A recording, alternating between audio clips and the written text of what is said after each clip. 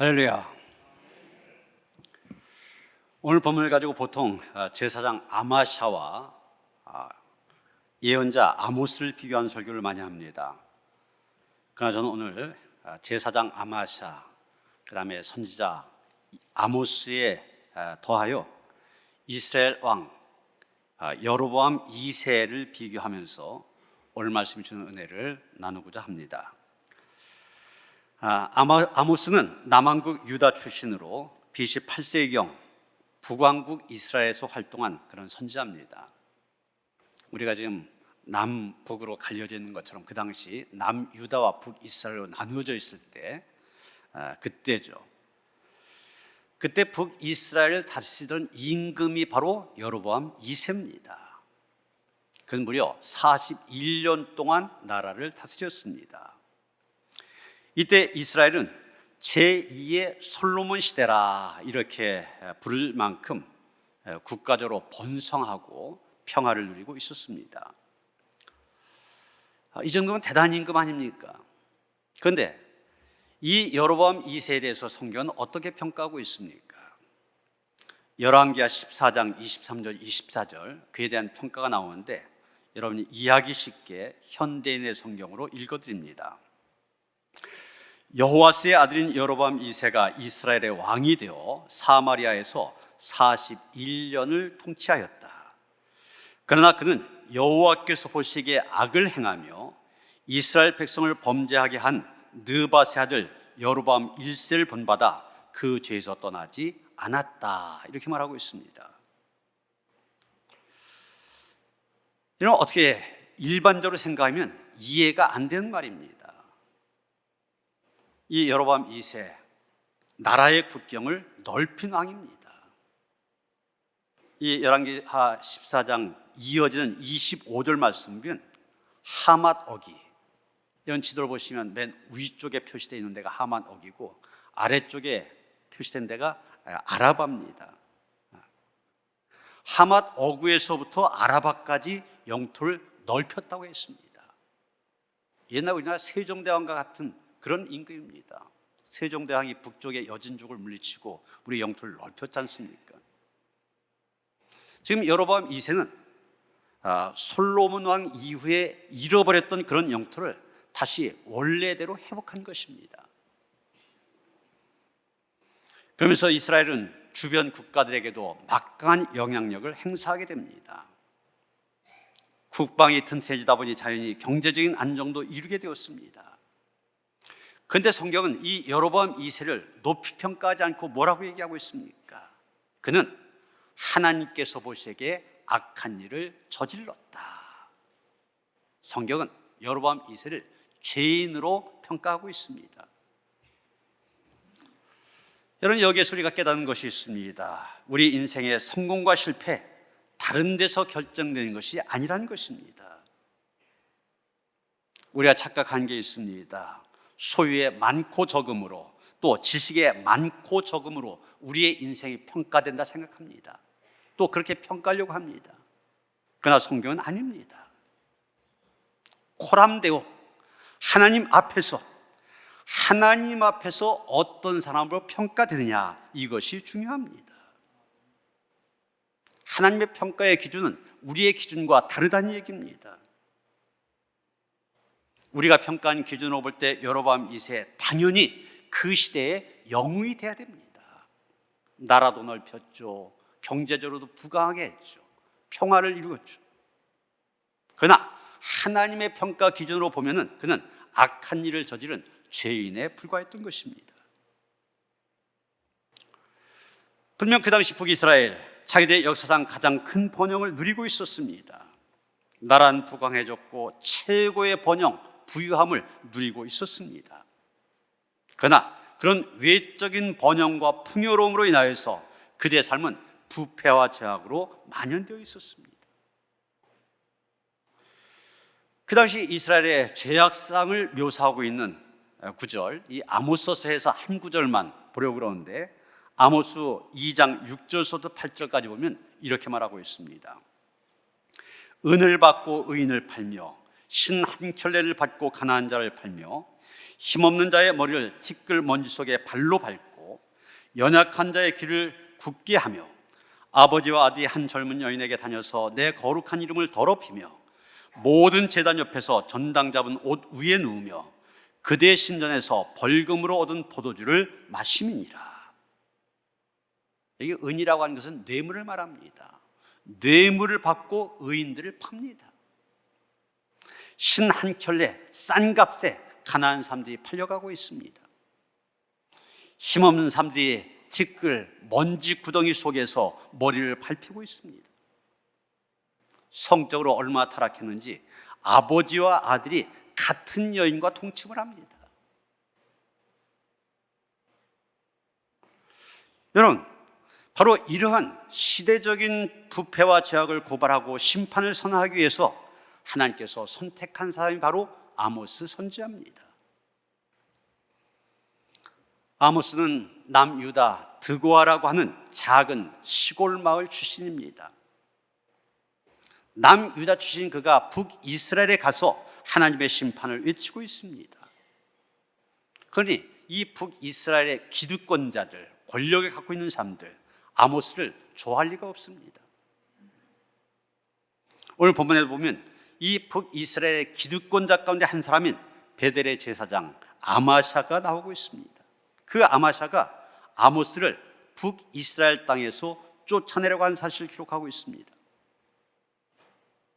그가 임금에게 보고합니다. 저 아모스라고 하는 사람이 우리나라에서 국가를 뒤집어 엎기 위해서 모반을 계획하고 있다는 겁니다.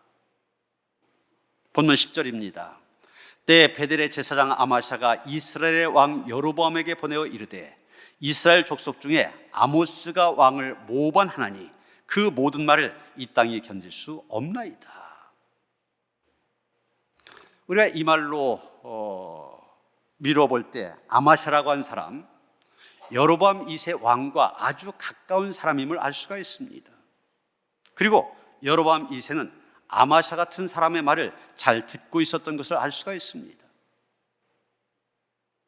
여로보암 2세 주변에는 정말 그 시대를 제대로 볼 수 있는 예언자가 없었고 왕의 치세를 차지하는 아청꾼들로 가득 찼던 것입니다. 이 사람들은 직업적인 선지자들입니다. 좋은 교육을 받았고 왕궁에서 월급을 받는 전문 선지자들이었습니다. 여러분, 우리가 성경을 보면 예언자나 제사장들의 말을 귀담아 듣는 왕들이 있습니다. 그런데 이런 왕들 하나님 앞에 하나같이 올바른 왕이었음을 증언하고 있습니다. 다윗에게는 나단이라고 하는 선자가 있었습니다. 요아스에게는 여호야다라는 제사장이 있었고 히스기야에게는 이사야 선자가 있었습니다. 또 유다의 현군이라고 불려진 요시야에게는 hil기야라는 제사장이 있었습니다. 그런데 지금 이 북이스라엘 왕 여로보암 2세, 그 시대에 아모스도 있었고 호세아 선자도 있었습니다. 그런데 문제는 이 여로보암 2세라고 한 왕이 이런 선지자들의 말을 듣지 않았다고 한 것입니다. 이제 아마샤가 아모스를 만나서 이스라엘 땅을 떠나라고 엄포를 씁니다. 본문 12, 13절입니다. 선견자야, 너는 유다 땅으로 도망하여 가서 거기에서나 떡을 먹으며 거기에서나 예언하고 다시는 베델에서 예언하지 말라. 이는 왕의 성소요 나라의 궁궐임이니라.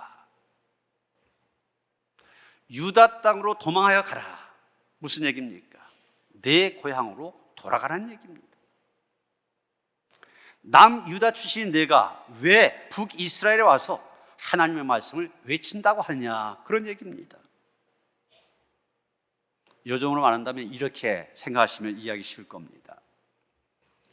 남한의 목사님이 북한 평양에 가서 김정은은 해계해야 된다, 북한 주민들이 굶어 죽어가는데도 체제 유지에 혈안이 되어서 백성들은 안중에도 없는 이 공산당 체제의 기득권들 다 멸망할 것이다, 이렇게 외친다면 어떻게 하겠습니까? 북한 공산당이 좋아할 리가 없습니다. 당연히 죽이려고 할 것이고 어떻게 해서든지 북한에서 추방하려고 할 것입니다. 지금 아모스가 그와 똑같은 상황에 있는 것입니다.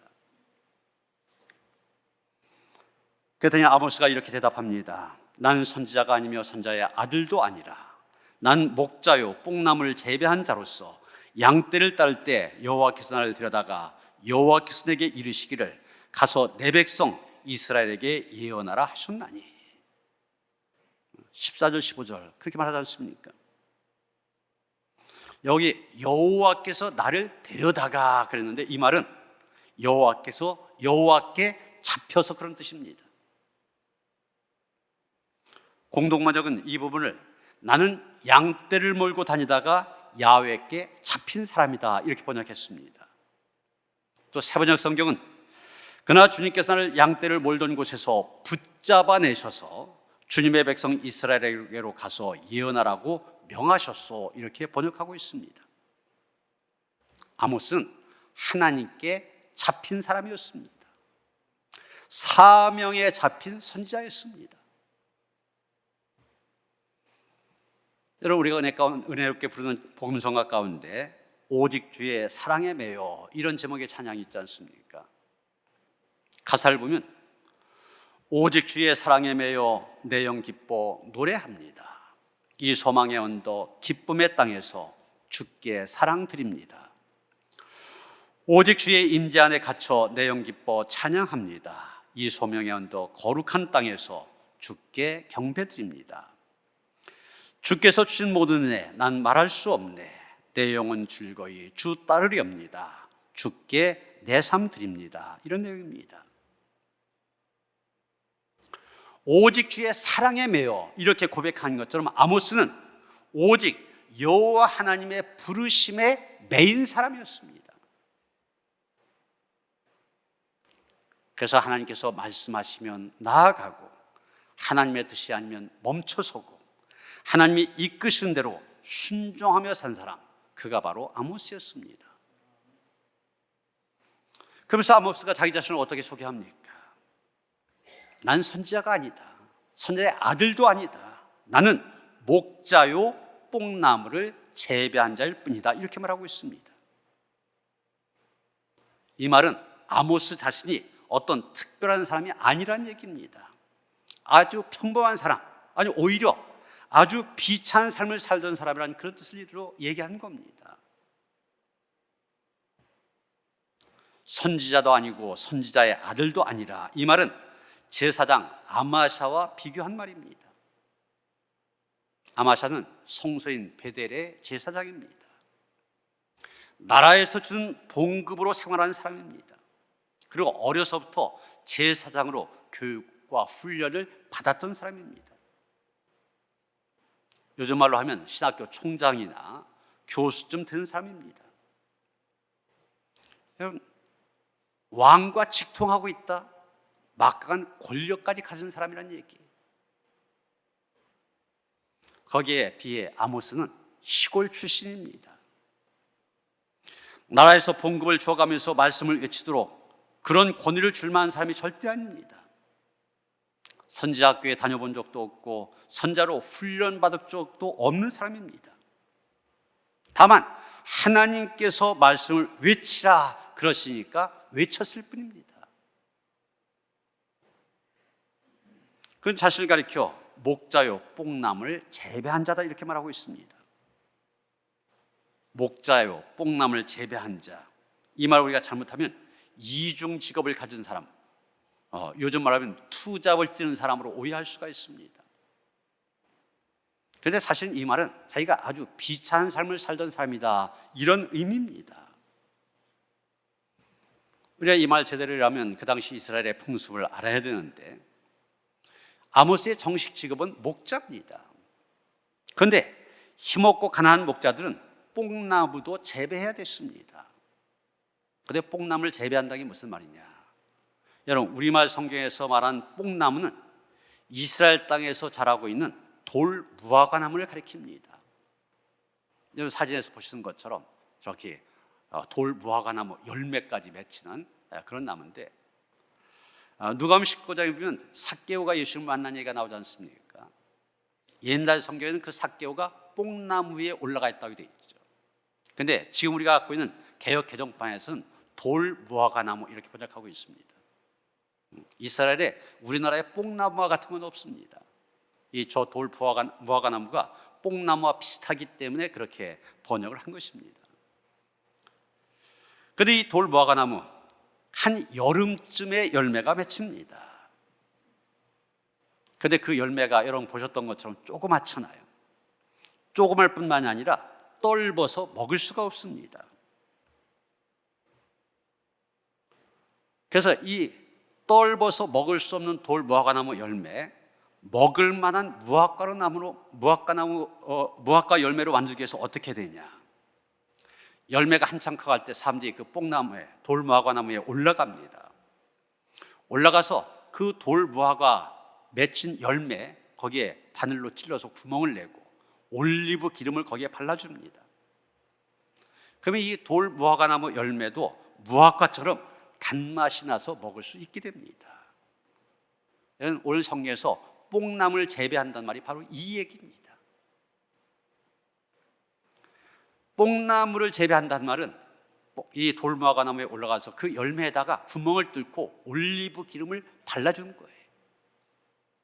굉장히 번잡한 일 아닙니까? 이 일을 누가 했느냐? 바로 가진 것이 없는 목동들이 했습니다.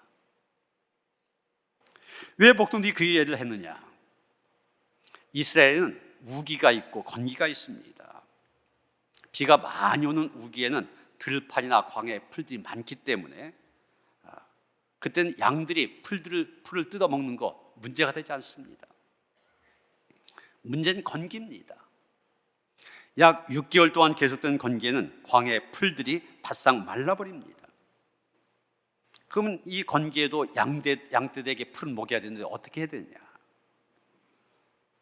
우기가 끝나도 한 2달 정도는 우기 때 자란 풀들이 그냥 남아있기 때문에 양떼들이 뜯어먹을 수가 있습니다. 문제는 나머지 4달 동안입니다.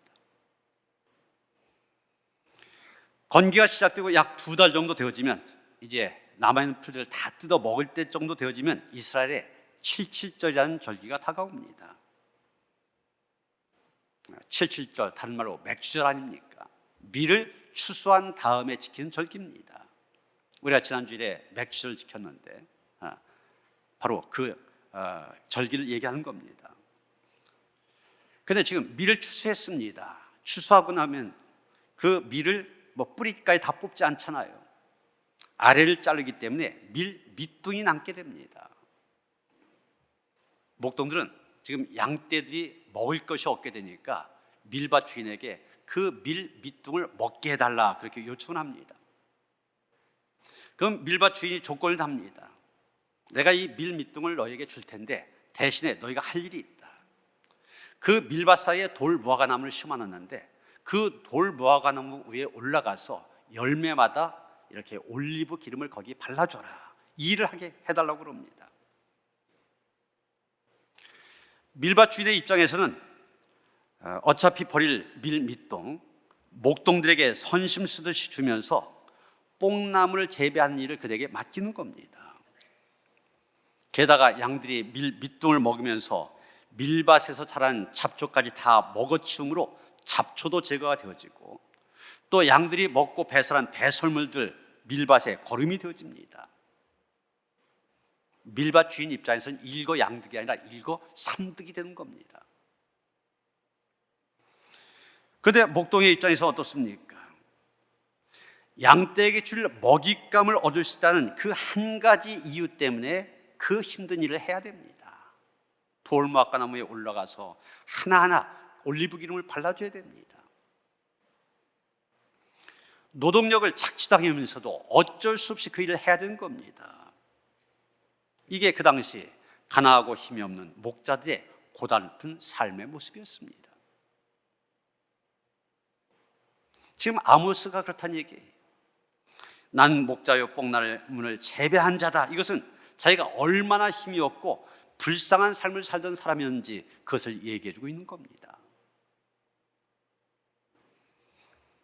여러분, 남유다 드고아라고 하는 작은 마을에서 힘없이 가진 것도 없고 배운 것도 없이 지극히 평범하게, 아니 지극히 비참하게 살아가던 아모스 선자를 하나님께서는 북이스라엘을 깨우치는 선자로 부르셨습니다.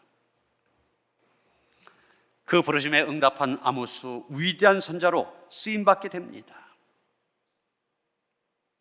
아모스가 갖고 있는 어떤 자격이나 조건 따진다면 절대 그런 위대한 선자 될 수 없는 사람이었습니다. 선자의 집안에서 태어난 것도 아니고 율법을 많이 배운 것도 아닙니다. 선자학교에서 훈련받은 것도 없습니다. 단지 하나님께서 부르셔서 가라 하시니까 그 말씀에 순종했을 뿐입니다. 가라 하실 때 갔고 외치라 하실 때 외쳤을 뿐입니다. 하나님께서 쓰시겠다고 하실 때 자신 하나님께 드렸더니 하나님께서 그를 위대하게 쓰신 것입니다. 여러분, 우리도 마찬가지입니다. 우리가 세상에 내세울 것 없는 사람이라 할지라도, 내가 비록 배운 것이 없고 가진 것이 없다 할지라도, 건강도 빈약하고 능력이 없다 할지라도 우리 역시 하나님의 손에 붙들린 바 되기만 하면은 하나님은 위대한 자신의 사역을 위하여서 우리를 사용하십니다. 쓰임 받기만 하면 되는 것입니다. 맥스 루케이드 목사님이 쓴 하나님이 캐스팅한 사람들, 이런 책에 나온 얘기입니다. 캐스팅이라는 말이 이렇게 배우들, 탤런트 이렇게 뽑을 때 캐스팅이라는 말 쓰지 않습니까? 하나님이 뽑은 사람들, 그런 얘기죠. 영국의 한 마을에 존 에글렌이라는 집사님이 있었습니다. 1850년 1월 어느 주일 아침 눈을 떠보니까 밖에 눈이 너무 많이 내렸습니다. 그는 교회에 가야 되나 말아야 되나 고민하다가, 그래도 내가 집사인데 집사가 눈 때문에 교회에 가지 않으면 평교인들이 교회에 가겠느냐, 그런 책임의식 때문에 10km나 되는 그런 데를 걸어서 교회에 가게 됩니다.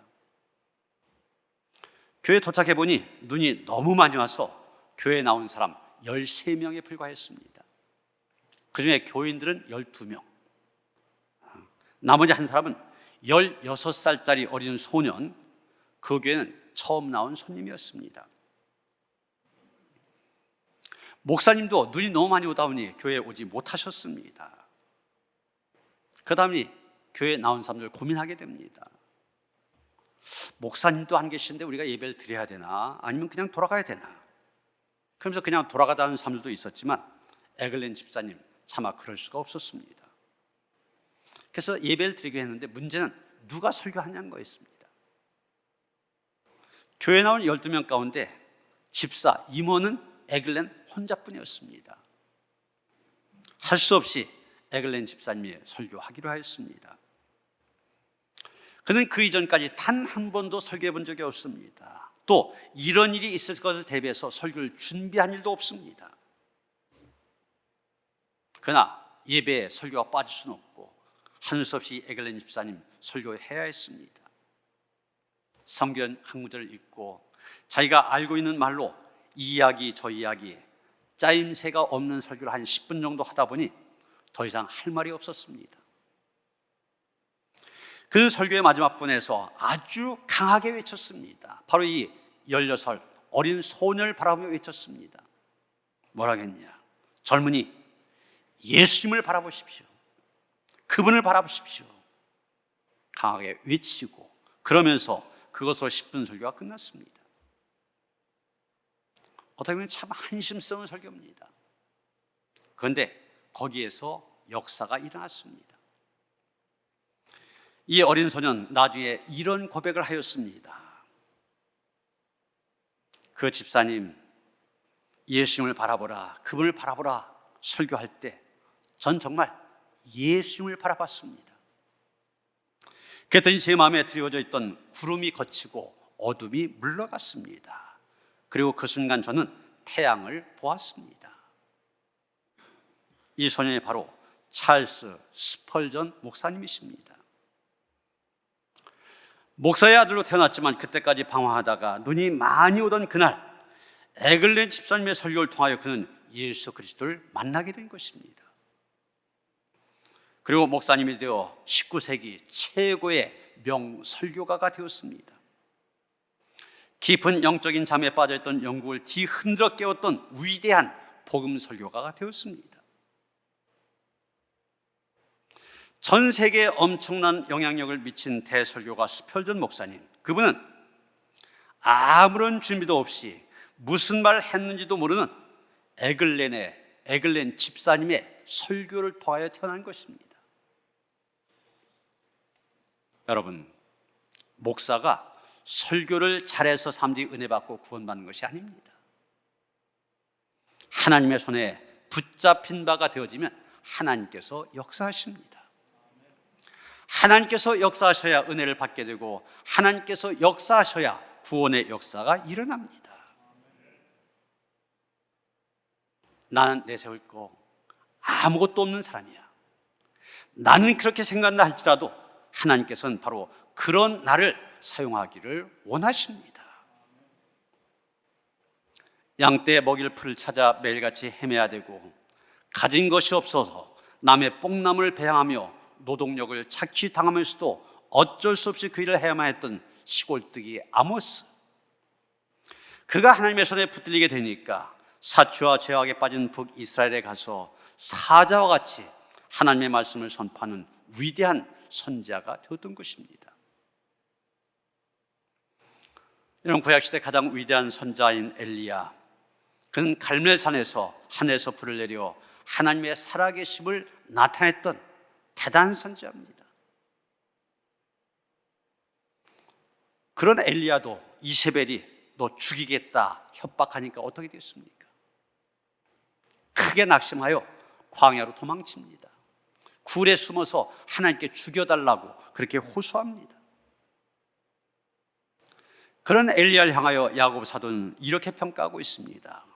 엘리야는 우리와 성정이 같은 사람이로되. 위대한 선지자라고 해서 우리와 질적으로 차원이 다른 사람이 아니란 얘기입니다. 우리와 똑같이 낙심하기도 하고 우리와 똑같이 때로는 연약해지기도 하는 평범한 사람이란 얘기입니다. 베들레헴 작은 마을에서 8번째 막내로 태어나 들판으로 양떼를 몰고 다녀야 했던 시골뜨기 양치기 소년 다윗, 그가 하나님의 손에 붙들린 바 되니까 이스라엘 최고의 왕이 될 수 있었습니다. 신앙적인 면에서도 하나님께서 내 마음에 꼭 맞는 사람이라 이럴 정도의 사람이 되어졌습니다. 여러분이 할 수 있는 일이 무엇입니까? 여러분이 가진 것이 얼마나 됩니까? 남들 앞에 내세울 만한 어떤 것이 있습니까? 괜찮습니다.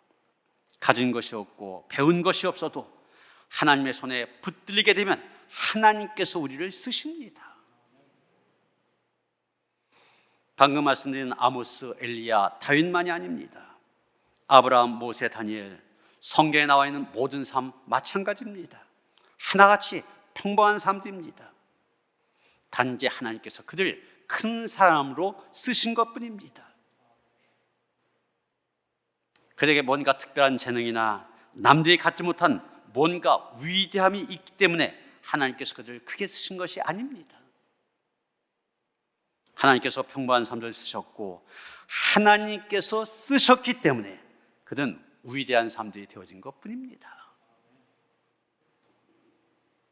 하나님께서 오늘 지극히 평범한 나를 통하여서도 자신의 위대한 일을 이루어 가실 것을 기대하며 아모스처럼 오직 순종으로 나아가는 그런 성도들 되어주시기를 주님의 이름으로 축원합니다. 부족한 사람들입니다. 흠만 사람들입니다. 심지어는 죄인들입니다. 그러나 하나님께 붙잡히기만 하면은 하나님의 존귀한 일에 쓰임받는 하나님의 일꾼이 될 줄로 믿습니다. 있는 그대로 나를 사용하옵소서. 기도하며 하나님께 쓰임받는 일꾼으로 살아가게 하여 주시옵소서. 우리 주 예수 그리스도 이름 받들어 기도하여 싸움나이다. 아멘.